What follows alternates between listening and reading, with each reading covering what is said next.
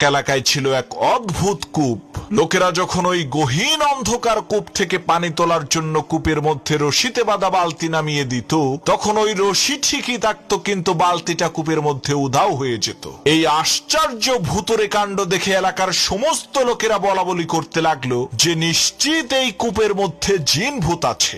এলাকার সমস্ত গণ্যমান্য ব্যক্তিরা একত্রিত হয়ে দেশের বড় বড় কবিরাজদেরকে নিয়ে আসলো ওই কূপ থেকে জিন ভূত তাড়ানোর জন্য। কিন্তু দুঃখের বিষয়, কোন কবিরাজি এই সমস্যার সমাধান করতে পারলেন না। অবশেষে সেই এলাকার একজন দুঃসাহসী বালক বলে উঠল, আমি এই কূপের ভেতরে নেমে দেখবো এর মধ্যে আছে কি। ছেলেটির এই কথা শুনে এলাকার সমস্ত লোকেরা হতভম্ব হয়ে গেল। সকলেই তাকে বলতে লাগলো, ভাই, এই কাজ করা তোমার মোটেও ঠিক হবে না, এটা কিন্তু তোমার আত্মহত্যার শামিল। তখন সেই ছেলেটি বলল, ইনশাল্লাহ আমার কিছুই হবে না, তবে আমার একটা শর্ত হচ্ছে, যেই রশিটা আমি মাজায় বেঁধে এই কূপের মধ্যে নামবো, ওই রশিটা তোমাদের সাথে আমার পিতাও যাতে ধরে রাখে। এলাকাবাসী বলল, এটা আবার কোনো শর্ত হলো নাকি? ঠিক আছে, তোমার পিতাও আমাদের সাথে রশিটা ধরবে, কোনো চিন্তা করবা না। কথা অনুযায়ী মাজায় রশি বেঁধে সেই ছেলেটি কূপের মধ্যে নেমে দেখতে পেল কূপের মধ্যে একটি বান্দর বসে আছে। তখন সেই ছেলেটি বুঝতে পারলো, আরে এই বান্দরটাই তো কূপ থেকে পানি উঠানোর সময় রশি থেকে বালতিগুলোকে খুলে রাখতো। তখন সেই ছেলেটি বান্দরটিকে এক এলাকায় ছিল এক অদ্ভুত কূপ।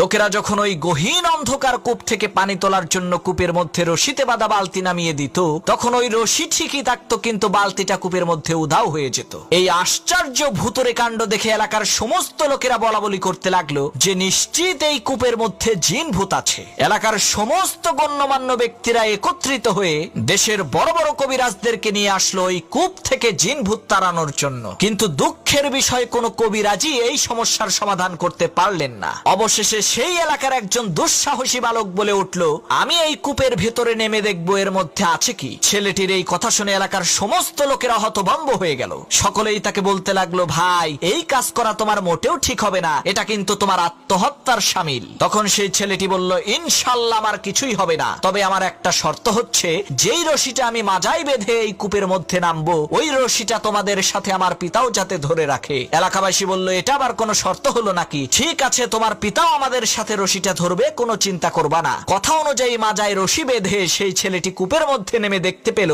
কূপের মধ্যে একটি বান্দর বসে আছে। তখন সেই ছেলেটি বুঝতে পারলো, আরে এই বান্দরটাই তো কূপ থেকে পানি উঠানোর সময় রশি থেকে বালতিগুলোকে খুলে রাখতো। তখন সেই ছেলেটি বান্দরটিকে কাঁধে নিয়ে ওই অন্ধকার কূপের নিচ থেকে চিৎকার দিয়ে বলে উঠলো, আমাকে উপরে তোলো। তখন লোকজন রশি টেনে কূপের মধ্য থেকে তাকে আস্তে আস্তে উপরে উঠাতে লাগলো। এমন সময় ওই গহীন